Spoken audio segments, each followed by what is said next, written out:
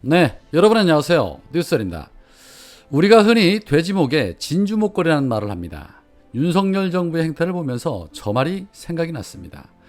국민을 위해 헌신하라고 쥐어준 권력을 자신을 위해 또는 이해관계자들을 위해 쓰는 그러한 모습 보면서 전혀 어울리지 않는 줘서는 안 될 권력을 쥐어줬구나 라는 생각이 들면서 저 말이 생각이 났습니다.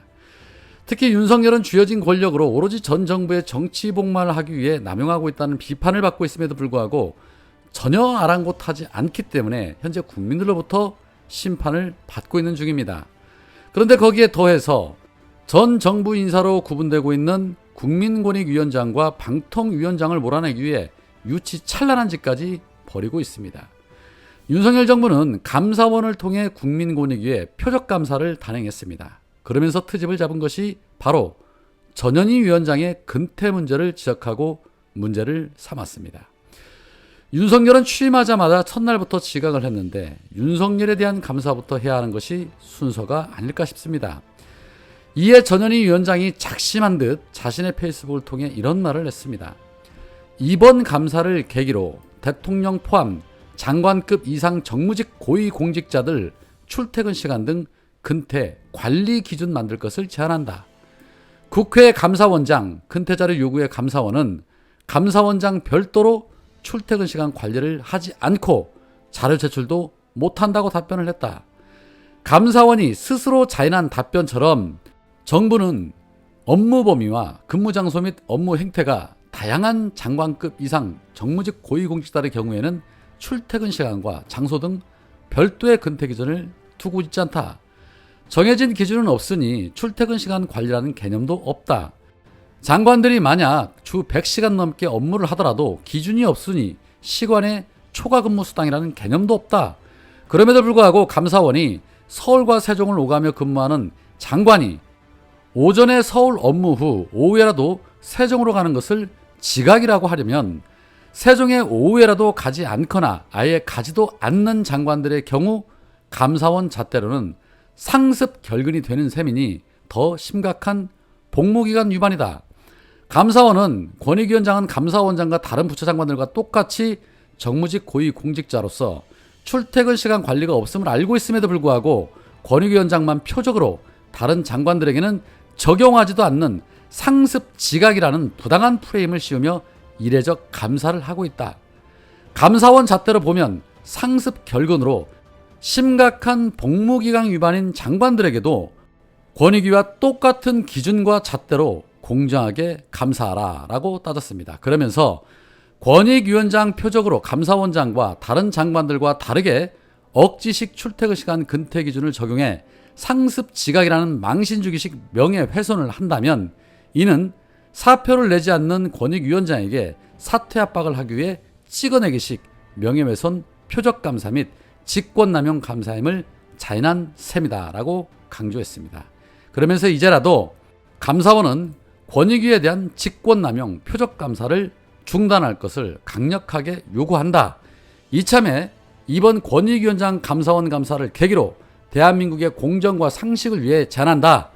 대통령을 포함한 모든 장관급 이상 고위직 공직자들의 출퇴근 시간 장소 등 근태 기준을 만들고 정무직들도 일반직 공무원들과 똑같은 출퇴근 관리 기준을 적용해서 공정과 상식의 가치를 국민의 눈높이로 올려놓자라고 말했습니다. 윤석열식 공정과 상식에 너무나도 부합한 그런 제안입니다. 일단은 윤석열부터 근태 기록을 하게 하고 모든 장관들도 실시간 분단위 초까지 어디서 무엇을 어떻게 했는지 기록을 해야 합니다. 거기에 국민의 세금으로 의존을 받고 있는 김건희 역시도 마찬가지로 기록을 남기고 말입니다. 어느 나라에서 이 장관의 출퇴근 문제를 감사를 한단 말입니까? 창피한 줄도 모르고 말이죠. 이런 걸 우리가 되로 주고 말로 받았다고 하는 겁니다. 어설프게 시비거리도 아닌 것을 시비 걸었다가 뒤통수 제대로 맞은 격이 됐습니다. 이왕 말 나온 김에 아예 그냥 법으로 제도화를 하는 것도 괜찮을 듯 합니다. 민주당은 이 부분을 법으로 제도화하는 부분 고려하셔야 합니다. 전현희 위원장이 윤석열에게 제대로 그냥 한 방 먹였습니다. 속이 다 시원합니다. 자, 그런데 윤석열이 한 방 먹은 것이 또 있죠. 얼마 전에 미국의 펠로시 하원 의장이 한국을 방문했을 때 공항에 마중 나가지 않은 의전 문제, 그리고 거기에 윤석열이 휴가라며 직접 만나지 않았던 문제를 두고 드디어 미국에서 문제를 삼기 시작했습니다. 미 국무부 전직 정책기획실장이었던 리스 실장이 미국의 소리 방송 인터뷰에서 이번에 방한의 의미를 어떻게 생각하느냐라는 사회자의 질문에 미국과 한국의 강력한 유대관계를 강화한다고 생각한다. 그거는 항상 좋은 일이다. 펠로시 의장이 한국 지도자인 윤석열을 만나지 못한 건 매우 우려된다. 실수였다고 생각이 된다. 한국 측이 중국을 달래려는 계획이었다라면 성공하지 못할 것이다. 이것은 미국을 모욕한 것이라고 본다라고 말을 했습니다. 자, 이런 발언은 어정쩡한 스탠스를 취하는 윤석열 정부의 무능함을 저격한 발언입니다. 확실한 실리 외교를 하는 것과 이도저도 아닌 어정쩡한 중도 스탠스를 취하는 거 확연하게 다릅니다. 윤석열 정부는 현재 미국에게도 인정을 못 받고 중국의 눈치를 보면서 일본에게는 납작 엎드리는 그런 외교를 하고 있습니다. 미국도 그런 윤석열의 어리버리한 모습을 다 간파하고 있다는 겁니다. 문재인 대통령과는 확연하게 다른 무능한 자라는 것을 미국에서 너무 잘 알고 있다는 소리입니다. 벌써부터 이런 외교로 강대국들 사이에서 얻어터지기 시작한다면 향후 외교는 불보듯 뻔한 일입니다. 아무것도 얻지 못하고 실패한 외교로 국익에 상당한 위험을 초래할 것입니다. 글로벌 호구를 넘어서서 글로벌 빵 셔틀을 당하지는 않을까 매우 우려됩니다. 그냥 차라리 외교도 하지 말고 가만히 아무것도 하지 않았으면 더 낫지 않을까 하는 생각이 들기도 합니다.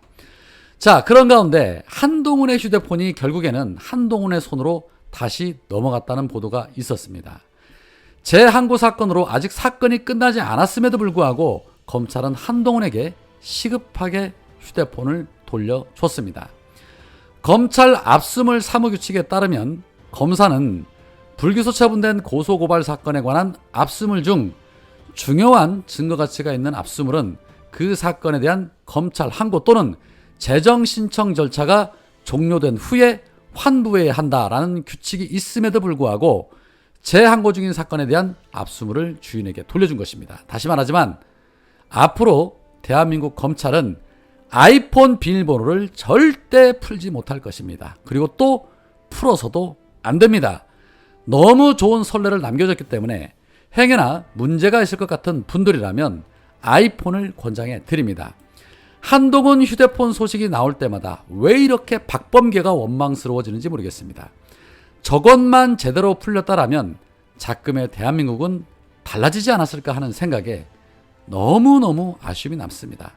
이로써 한동훈 휴대폰에 들어있던 김건희와의 기록은 영원히 풀 수 없게 됐습니다. 정말 안타깝습니다. 오늘은 여기까지입니다. 고맙습니다.